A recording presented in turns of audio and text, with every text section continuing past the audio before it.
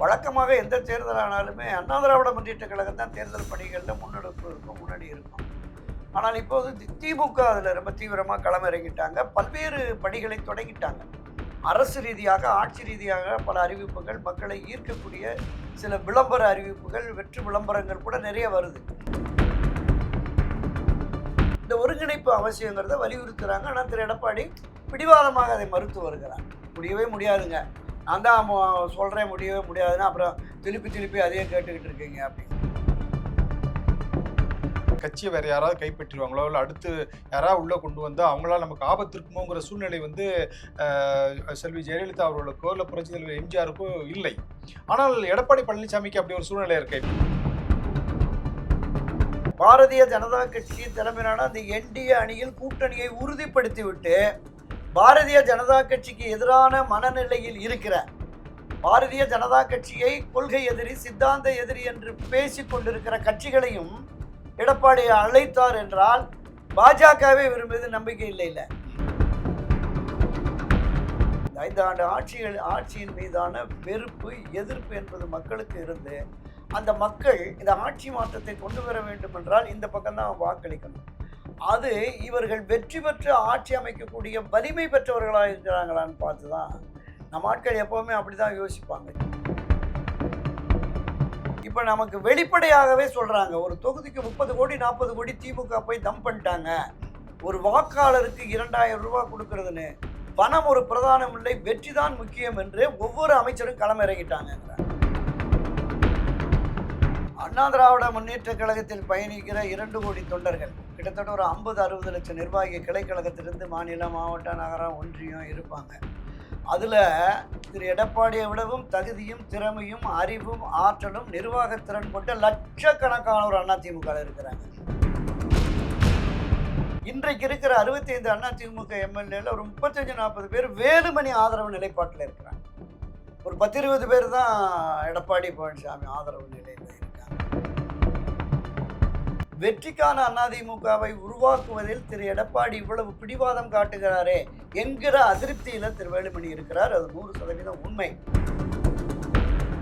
செங்கோட்டையன் வந்து பசும்பொன் முத்துராமலிங்க தேவருடைய நினைவு நாளில் வந்து டிடிவி தினகரன் அவர்களோடும் ஓபிஎஸ் அவர்களோடும் இணைந்து செயல்பட்டதுனால அவர் கட்சியிலேருந்து நீக்கப்பட்டார். இப்போ எஸ்பி வேலுமணி திருமதி சசிகலா அவர்களை போய் சந்திச்சிருக்காருன்னு சொல்லி ஒரு தகவல் சொல்கிறீங்க. எஸ்பி வேலுமணி நீக்கப்படுவதற்கான வாய்ப்புகள் இருக்கு? பாரதிய ஜனதா கட்சியை பொறுத்தளவில் திரு எடப்பாடி பழனிசாமியை விடவும் 100 மடங்கு எஸ்பி வேலுமணி தான் அவங்க நம்புகிறாங்க.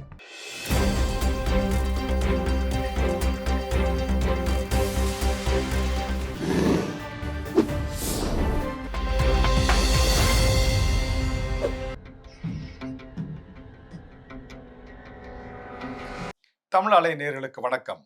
இன்றைய சந்திப்பில் நம்மோடு இணைந்திருப்பவர் அரசியல் ஆய்வாளர் திரு துரை கருணா அவர்கள். வணக்கம். வணக்கம். வணக்கம் சகோதரா. ஏப்ரல் 10ஆம் தேதி தேர்தல், தமிழ்நாடு சட்டமன்ற தேர்தலில் அறிவிக்கிறதுக்கான வாய்ப்புகள் இருக்குன்னு பத்திரிகைகள்லாம் செய்தி வருது.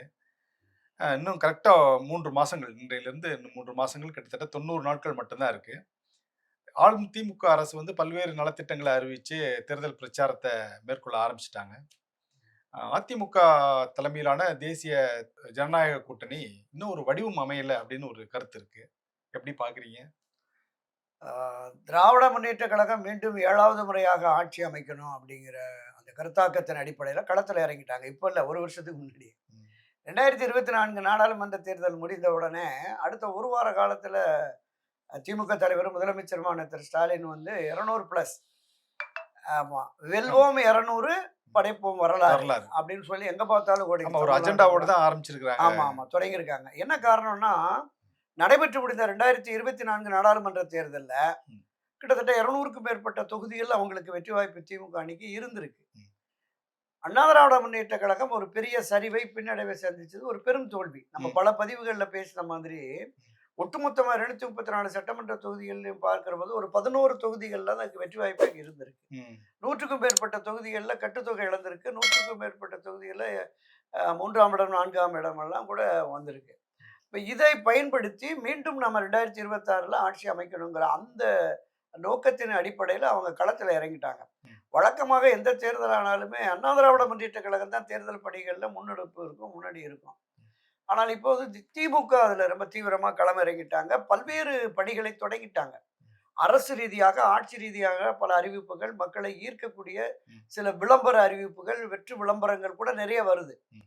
ஆனாலும் கூட நம்ம நம்பிக்கையோட அவங்க களமாடுகிறார்கள். ம். திமுக கூட்டணி இடம்பெற்றிருக்கிற காங்கிரஸ் கட்சி ஒரு பிரச்சனையை கிளப்புது. ஆட்சி அதிகாரத்தில் பங்கு அதிக இடங்கள்னு. அதையும் தாண்டி ம். அந்த அணியில் இடம்பெற்றிருக்கிற சிபிஐ, சிபிஎம், விசிக, மதிமுக போல இந்த வெறும் 6, 6 இடம்னு இனிமேல் எங்கள வந்து ஏமாத்த முடியாது. ம். இரட்டை இலக்கம் வேணும். 10 தொகுதி, 12 தொகுதி, 15 தொகுதின்னு ஆள் ஆளுக்கு கேட்டுட்டு இருக்காங்க. அது வழக்கமா தேர்தல் வரும்போது அது அவங்க ஒவ்வொருத்தருமே கொண்டு வரக்கூடிய ஆமா, ஆமா. விஷயங்கள் கடைசி தானே. நேரத்தில அது எப்படி முடிக்க ஆமா. போறது தெரியல. ஆனாலும் கூட அவர்கள் தீவிரமாக இருக்கிறார்கள். ம். அப்ப திராவிட முன்னேற்றக் கழக ஆட்சிக்கு எதிரான மக்கள் மனநிலையும் அதிகமா இருக்கு.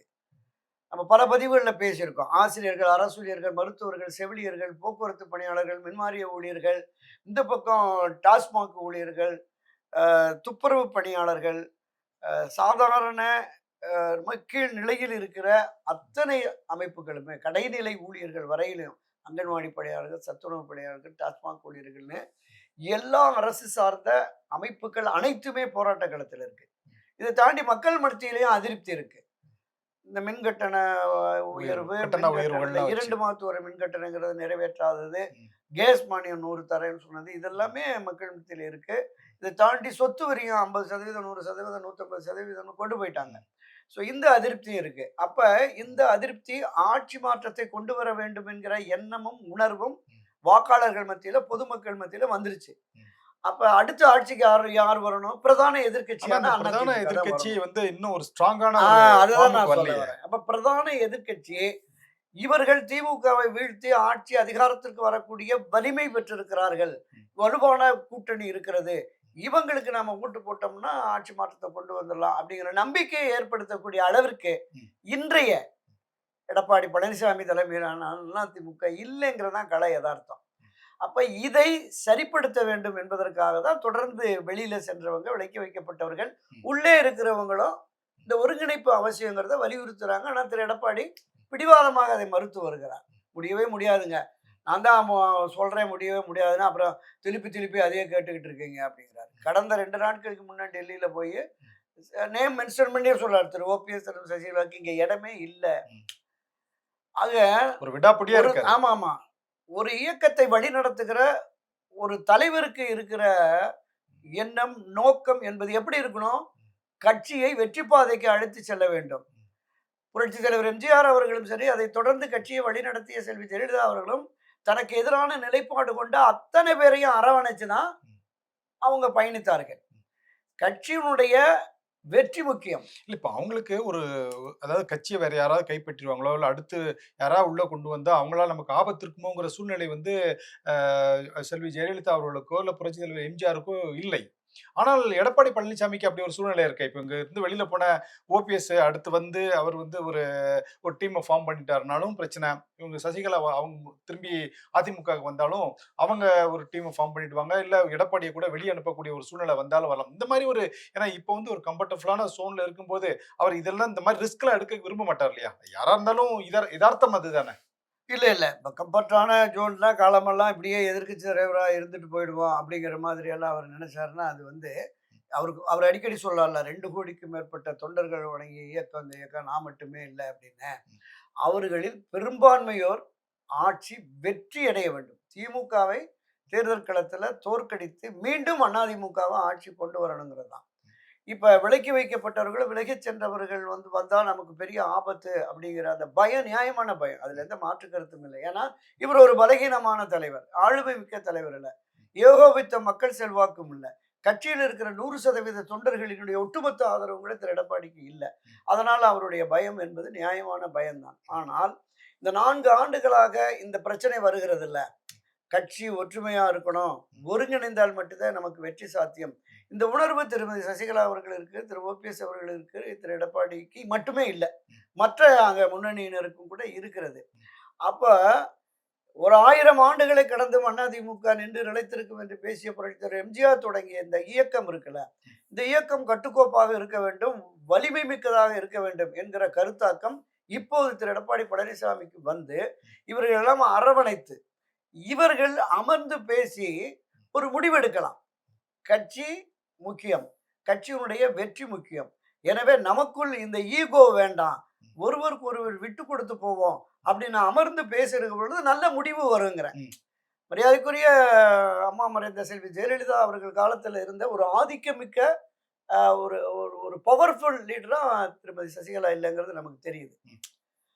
இந்த 3, 4 ஆண்டுகளான நம்ம பார்க்கிறப்போ தெரியுது. ஆனா அவங்களுக்கு கூட இன்னும் முழுமையா களத்துக்கு வரவே இல்லையே. அதுதான் வரணும், ஏன்னா வரணும் எல்லாரும் நிச்சயமாக. எதிர்பார்த்தாங்க. ம், ம். பரப்பன அக்ரஹாரம் சிறையிலிருந்து தமிழ்நாட்டுக்கு வந்த பிறகு ஒரு துடிப்பான அரசியல்ல ஈடுபடுவாங்க. இந்த அதிமுக பிரிஞ்சு கிடக்கிற அதிமுகவை ஒன்றிணைப்பாங்க, சுற்றுப்பயணம் போவாங்க அப்படின்னு எல்லாம் எதிர்பார்த்தாங்க. ஆனா இன்னைக்கு வரைக்கும் அவங்க அதுக்கான முயற்சியில எடுக்கவே இல்லையே. எப்பாவது வெளியில ஏதாவது ஒரு ஃபங்ஷனா வராங்க, ஒரு பேட்டி குடுக்குறாங்க, மறுபடியும் போயஸ் கார்டனுக்குள்ள போய் அ அ அதுதான். இதாயிடுறாங்க. அந்த அந்த அந்த நிலைப்பாடு மாரி ஒரு என்பது நிலைப்பாடு ஆமா. இருக்கும்போது அவருடைய ஆமா. அவருடைய ஆதரவாளர் மத்தியில அது ஒரு பெரிய அதிருப்தி இருக்குது.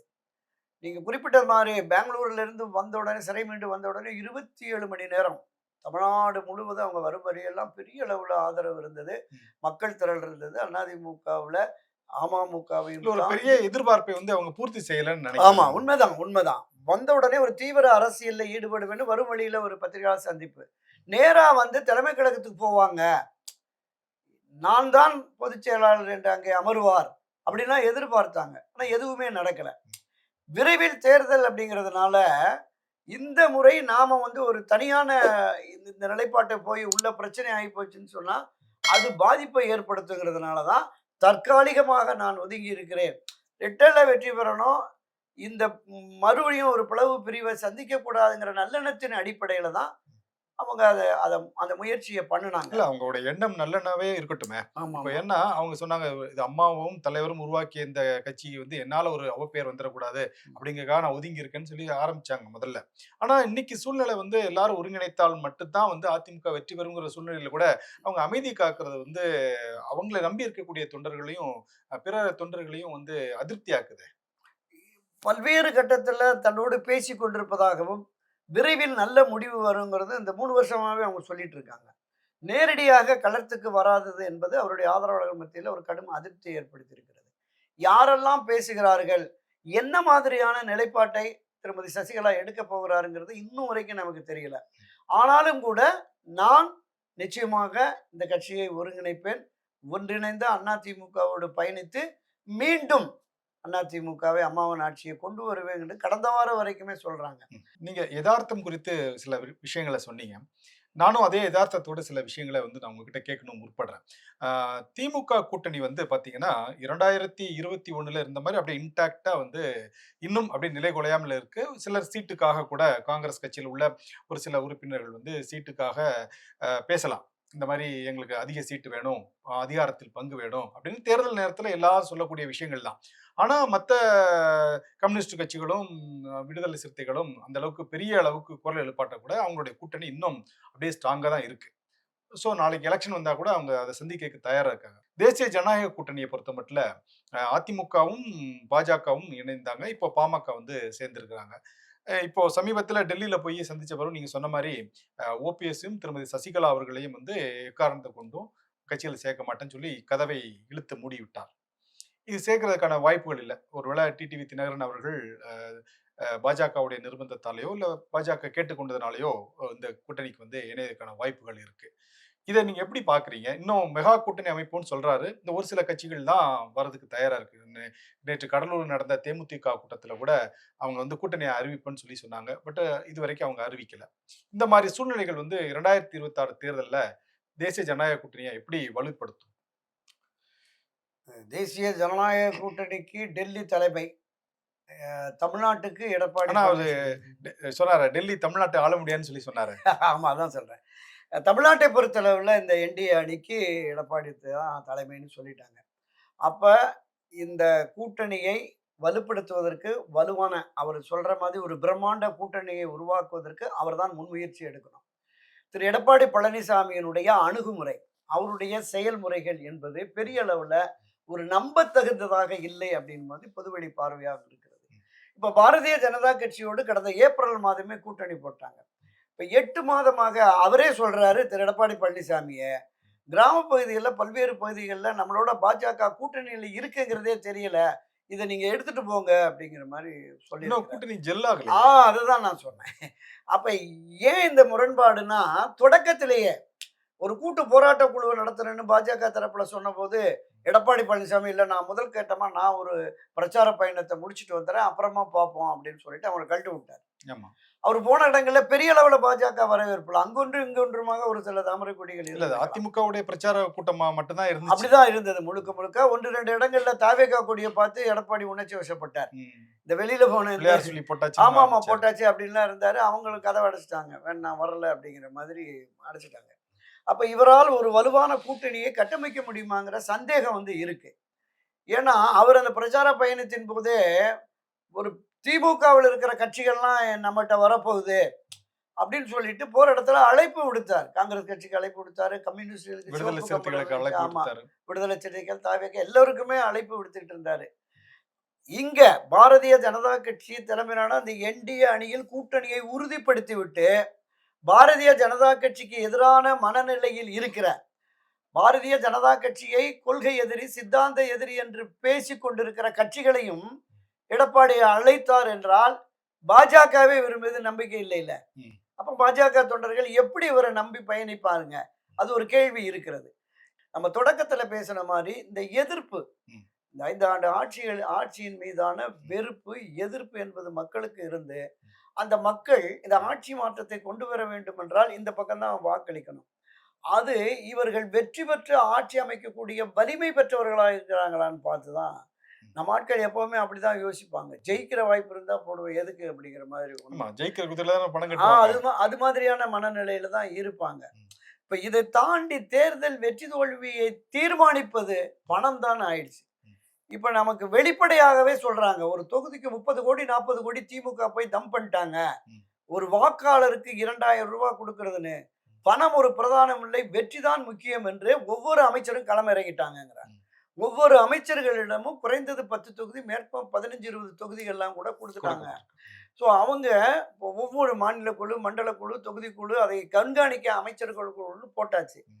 இவர்களை வீழ்த்துவதற்குரிய அதே அந்த ஃபோர்ஸ், அந்த பலம் ம். இங்க எதிர்க்கட்சிகள் இருக்கான்னா இல்ல. ம். இது இந்த 2026ல அதிமுக மீண்டும் ஒரு பெருந்தோல்வியை, படுதோல்வியை சந்திக்குமே என்றால், ம். இந்த கட்சியை மீண்டும் கட்டி எழுப்பி வெற்றி பாதைக்கு அழைத்து செல்லக்கூடிய தகுதியோ, திறமையோ திரு எடப்பாடி பழனிசாமிக்கு இல்ல. ம். அவர் புரட்சி திரு எம்ஜிஆரோ, அம்மா செல்வி ஜெயலலிதாவோ இல்ல. ம். அவருக்கான செல்வாக்கு என்பது இந்த தேர்தலில் தனிப்பட்ட முறையில், ஏன்னா இதுவரைக்கும் திருமதி சசிகலாவுடைய ஆதரவோட முதலமைச்சரா வந்தாரு.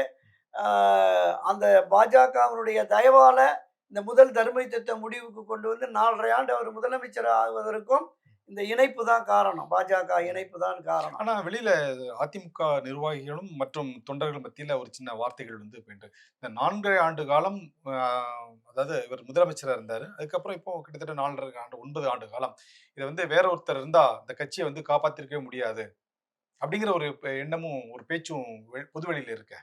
அதாவது எடப்பாடி பழனிசாமி இடத்துல வேற யாராவது இருந்தா இந்த கட்சி இன்னைக்கு இவ்வளவு நேரம் அழிஞ்சு போயிருக்கும் அப்படிங்கிற ஒரு பேச்சும் இருக்கு.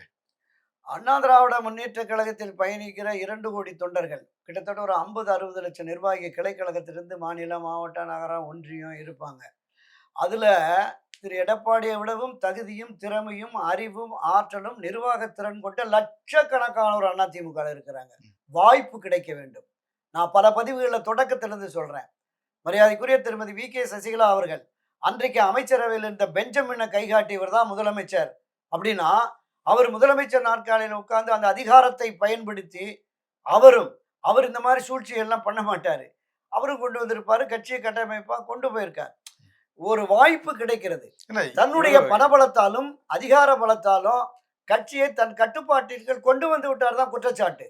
திரு எடப்பாடியுடைய அணுகுமுறை. எடப்பாடி பழனிசாமியும் அவர்களும் வந்து திருமதி சசிகலா அவர்களால் கை காட்டப்பட்டவர் தானே. அவர் தானே வந்து அவங்க கை காட்டி தானே இவரும் வந்திருக்காரு. யாரு?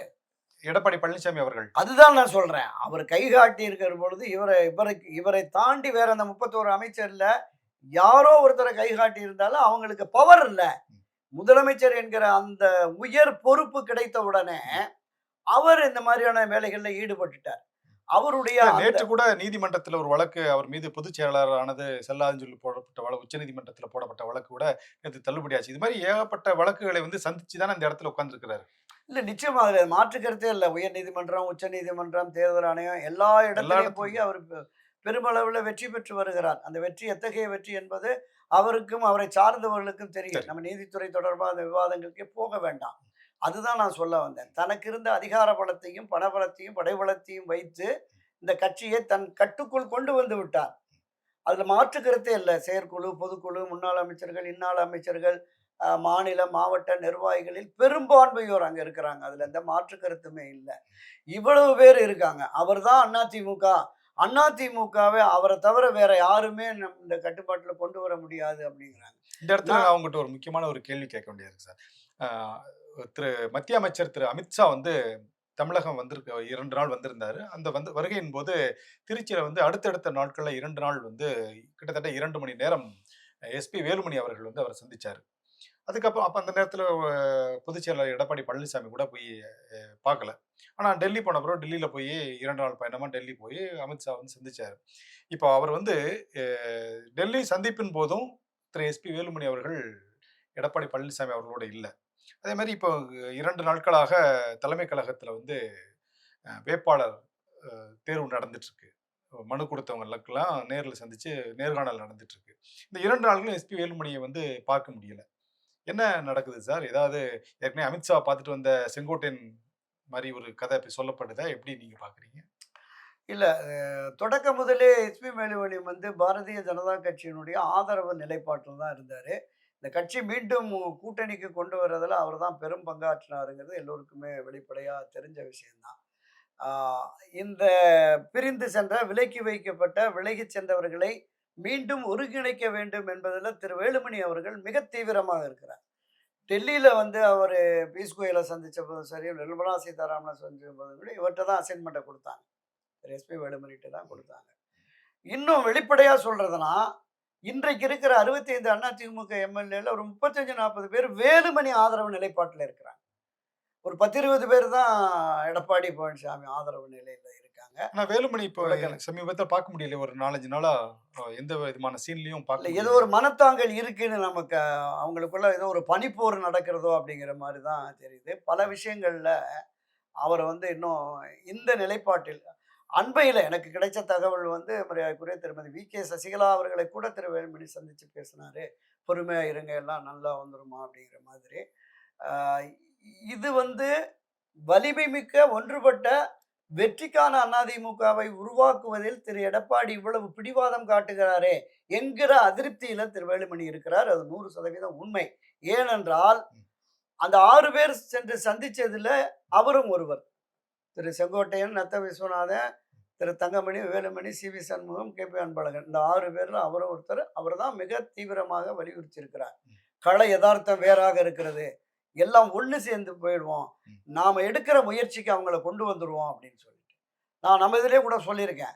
இவங்க போய் சொல்லியிருக்காங்க. நீங்களே பொதுச் செயலாளர் இருங்க. முதலமைச்சர் வேட்பாளரையும் உங்களையே அறிவிக்கிறோம்.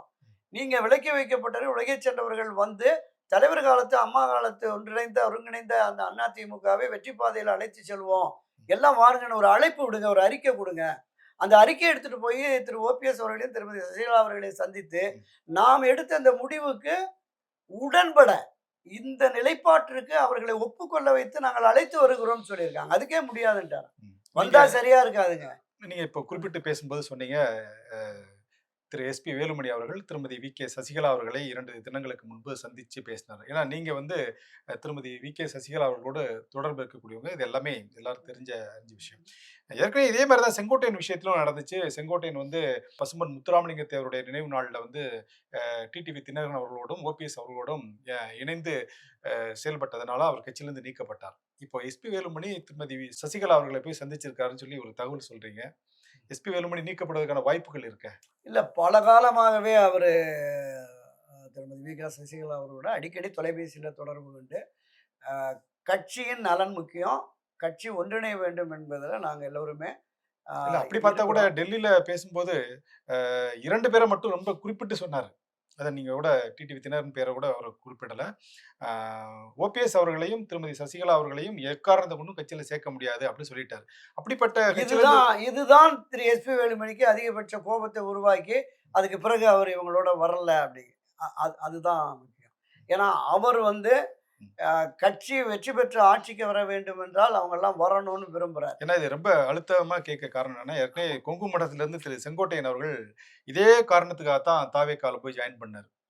இப்போ அதே மாதிரி ஒரு சூழ்நிலை மறுபடியும் அதிமுகவுக்கு உருவாயிருக்கா அப்படின்னு ஒரு சந்தேகம் எழுகிறது. இல்ல இப்போ தொடர்ந்து திரு எடப்பாடி பழனிசாமியினுடைய பிடிவாதம் இருக்கிறதுனால திரு வேலுமணி அவர்கள் என்ன முடிவை எடுப்பார் அப்படின்னு தெரியல. ஏன்னா பெரிய அளவுல தொடக்கம் முதலே அவர்தான் ஒரு பின்புலமாக இருந்து டெல்லி பாஜகவுக்கும் அதிமுகவுக்கும் ஒரு மீடியேட்டராகவே இருந்தாருன்னு நம்ம பார்த்தோம். பல காலகட்டங்கள்ல திரு தங்கமணி, திரு வேலுமணி அவர்கள் அடிக்கடி டெல்லிக்கு போய் பியூஷ் கோயல், நட்டா மற்றவங்களை சந்திக்கிறது, அமித்ஷாவை சந்திப்பது போன்ற விஷயங்கள் எல்லாமே இருக்கும். இந்த கூட்டணி தொடர்பாகவும் நாடாளுமன்ற தேர்தல் முடிந்த உடனே வேலுமணி சொன்னார்ல, ஆ நான் சொல்லியிருந்ததை கேட்டு எல்லாம் ஒண்ணா இருந்திருந்தோம்னா, இன்னைக்கு ஒரு 10, 15 எம்பிக்கள் 2 கட்சிக்கும் கிடைச்சிருக்கும். அதிமுகல ஒரு 4, 5 பேர் அமைச்சரா கூட ஆயிருக்கலாம்னு சொன்னாரு. சொன்னபோது அவங்க கேட்கல அப்படின்னு. அப்ப 2026ல அந்த என்டிஏவையும் நம்ம விட்டுட்டோம்னா, நமக்கு ஒண்ணுமே இல்ல அப்படின்னு சொல்லி தான், அவர் டெல்லியில போய் பேசி வந்து திரு எடப்பாடி பழனிசாமிய சந்திச்சு, நீங்க வாங்க போய் பேசுறோன்னும்போது, திரு எடப்பாடி பழனிசாமி கூட ஒப்புக்கொள்ளலையாம். ஏங்க சட்டமன்றம் நடந்துகிட்டு இருக்குங்க. இப்போ போய் இன்னும் 8, 9 மாசம் இருக்கு எலெக்ஷனு. அப்புறம் போய் பார்த்துக்கலான்னதுக்கு, இல்ல நீங்க வந்து தான் ஆகணும்னு சொல்லிட்டு, அங்க போய் டெல்லியில டைம் ஃபிக்ஸ் பண்ணிட்டு, ஃப்ளைட் டிக்கெட்லாம் அவரே போட்டு புறப்பட்டு வாங்க அப்படின்ட்டார். அப்போ ஒரு நிர்பந்தத்தின் அடிப்படையில தான் அங்க கூப்பிட்டு இந்த இந்த ஒப்பந்தத்த போட்டிருக்காங்க. அப்ப இதை முன்னின்று வழிநடத்திய திரு எஸ்பி வேலுமணியினுடைய சொல் அம்பலமேரலை. அவர் சொல்லும் நிராகரிக்கப்படுகிறதுங்கிற பொழுது, அவர் கோபத்துல இருக்கிறாரு, அதிருப்தியில இருக்கிறார். இந்த கோபமும், அதிருப்தியும் எப்படி வெளிப்படும் அப்படிங்கிறது தான் இப்ப நமக்கு ஒரு பெரிய மில்லியன் என்னுடைய டாலர் கேள்வி, கேள்வி. எஸ்பி வேலுமணி நிராகரிக்கப்படுகிறாரா எடப்பாடி பழனிசாமியா? ஆமாமா. புறக்கணிப்பு தானே. அவருடைய அந்த எண்ணம், அவரு நல்லது தான் சொல்றார். அது வந்து ஒப்புக்கொள்ள முடியாத நிலையில தான் டெல்லியிலே போய் இவங்க 2 பேரும் யாரை இணைக்க வேண்டும் என்று திரு வேலுமணி, எஸ்பி வேலுமணி அவர்கள் முயற்சி மேற்கொள்கிறார்களோ, அவர்களை ஒருபோதும் இணைப்பதற்கு வாய்ப்பே இல்லை என்று சொன்ன உடனே, பரிசீலிக்க கூட இல்ல. அது நீங்க சொன்ன மாரி கதவையே மூடிட்டாருங்கிற போது, சரி என்னமோ பண்ணிட்டு போங்கன்னு அப்ப ஒதுங்கி இருக்கிறார். மறுபடியும் அவர் வீட்டுக்கு 10, 15 பேர் முன்ன ஓபிஎஸ் வீட்டுக்கு படையெடுப்பாங்கல்ல. அது மாதிரி அவர போய் சமாதானப்படுத்துறதுக்கு படையெடுத்து நடத்தி, ஆ மீண்டும் கொண்டு வந்து ஒற்றுமை கொண்டு வர்றாங்க. ஏன்னா, இப்ப என்டிஏவும் இங்க இருக்கிறதுனால, என்டிஏ அவரை இழக்க தயாரா இல்ல. ஏன்னா, ஆ பாரதிய ஜனதா கட்சிய பொறுத்தளவுல திரு எடப்பாடி பழனிசாமியை விடவும் 100 மடங்கு எஸ்பி வேலுமணிய தான் அவங்க நம்புறாங்க. ஸோ அவரு தான் இந்த டீல்ல இருந்தவரு. சரியா பண்ணுவாரு அப்படிங்கிற மாதிரி. அதனால இந்த பிரச்சனையை என்டிஏ தலையிட்டு தீர்ப்பதற்கு கூட வாய்ப்பு இந்த இருக்கிறது. ஆனால் இந்த சீக்வென்ஸ் எல்லாம் பார்க்கும்போது பார்த்தா, செங்கோட்டையன் எப்படி வந்து அதிமுகவிலிருந்து நீக்கப்பட்டு தாவேக்கால ஜாயின் பண்ணாரோ, அதே நிலைமைகள் நடக்குது. எதுக்காக இத சொல்றேன் அப்படின்னா, முதல்ல வந்து அமித்ஷா போய் சந்திச்சாரு செங்கோட்டையன். அதுக்கப்புறம் வந்து சொன்னாரு, இந்த மாரி எல்லாத்தையும் ஒருங்கிணைக்கிறது தான் என்னுடைய வேலை. அதனால 10 நாள் கெடு அப்படின்னாரு. 10 நாள் முடிஞ்சு போச்சு. அதுக்கப்புறம் 1 மாசம் அமைதியா இருந்துட்டு, மறுபடி பசும்பொன் தேவர் ஐயாவுடைய ஃபங்ஷன்ல போய் கலந்துக்கிட்டாரு. அதுக்கப்புறம் அ கட்சிய விட்டு நீக்கப்பட்டார். நீக்கப்பட்ட உடனே தாவேக்கால ஜாயின் பண்ணாரு. இதே சீக்வென்ஸ் தான் எஸ்பி வேலுமணிக்கு நடக்கிற மாரி ஒரு தோற்றம் தெரியுதே. இல்ல அவரு வெளியேற்றப்பட்டால் என்ன நடக்க போறதுன்னு இல்ல. வெளியேற்றுவாராங்கிறது ஒரு பெரிய கேள்விக்குறி. ஏன்னா, அந்த கொங்கு மண்டலத்தினுடைய அ ஒரு அடையாளமாக, ஒரு முகமாக திரு எஸ். வேலுமணி இருக்கிறார் அப்படி அப்படிங்கிறதுனால பார்த்தாலும் செங்கோட்டையன் அப்படித்தானே இருந்தாரு. நிச்சயமா, நிச்சயமாக. இவராவது அதுல இப்ப எந்த சமீப மாற்று கருத்தும் காலத்துல இல்ல. அரசியலுக்கு வந்தவர். அவர்லாம் கிட்டத்தட்ட ஆமா, 50 ஆமா, ஆண்டு ஆமா. காலத்துக்கு மேலான அரசியல்வாதியாச்சே. நிச்சயமா. அவரே அவரு தூக்கும்போது இல்ல நான் சொன்னேன்ல ஒரு 35, 40 எம்எல்ஏக்கள் திரு எஸ்.பி. வேலுமணி ஆதரவு நிலைப்பாட்டுலன்னு. அவங்களுக்கு பார்ட்டி ஃபண்ட தாண்டி தன்னுடைய சொந்த பணத்தை செலவழித்து தான் இந்த எம்எல்ஏக்களை வெற்றி பெற வைத்திருக்கிறார் அப்படிங்கிறது, வெற்றி பெற்ற அந்த எம்எல்ஏக்களே சொல்றாங்க. எங்களுக்கு எஸ்பி அண்ணன் என்ன சொல்றாங்களோ அதுதாங்க அப்படின்னு. அப்ப அந்த அளவிற்கு அவர் திரு செங்கோட்டையன் அவர்கள் சீனியர்.